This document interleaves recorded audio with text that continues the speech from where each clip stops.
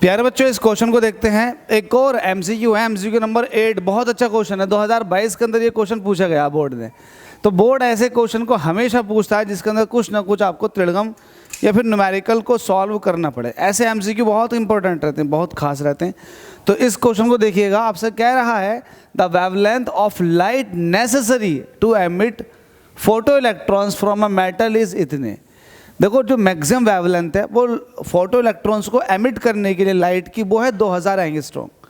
हमसे कह रहा on incidence of a radiation of 1000 angstrom kinetic energy of the photo electrons will be. तो इसके लिए एक फॉर्मूला होता है। हमसे कह रहा है कि आपको अब 1000 एंगस्ट्रॉम की वेवलेंथ की लाइट डालनी है, तो जो फोटो इलेक्ट्रॉन निकलेगा उसकी काइनेटिक एनर्जी के बारे में बताओ। तो ये वाली बात तो आपको पता है कि इसके लिए एक फॉर्मूला लगता है। डायरेक्टली एनर्जी, काइनेटिक एनर्जी आपको अगर बतानी है तो 12400। ये इंपॉर्टेंट, ये ट्रिक भी समझ लीजिएगा और ये एक तरह का फॉर्मूला भी है। 12400 1/λ2 माइनस 1/λ1, ये फॉर्मूला होता है। अब ये जो एनर्जी निकल कर आती है ये ऑलरेडी इलेक्ट्रॉन वोल्ट में निकल कर आती है। ये एक सिंप्लीफाइड फॉर्मूला है। अब यहाँ 12400 ऐसे ही रहने दो, 1/λ2 मतलब 1000 एंगस्ट्रॉम हो गया। पहले कितना था? 2000 था।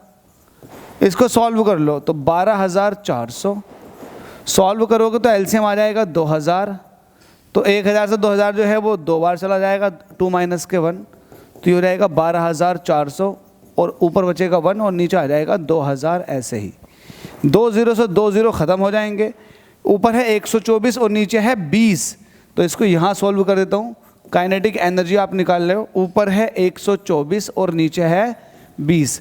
अगर मैं 124 का आधा करूँगा, अगर मैं 120 का आधा करता हूँ तो 60 बनता है। 124 का आधा करूँगा तो 62 बनता है, 62। तो 62 लेकिन नीचे 10 अभी बचा हुआ रहेगा। तो अब डिवाइड करोगे तो वैल्यू आ जाएगी 6.2 इलेक्ट्रॉन वोल्ट।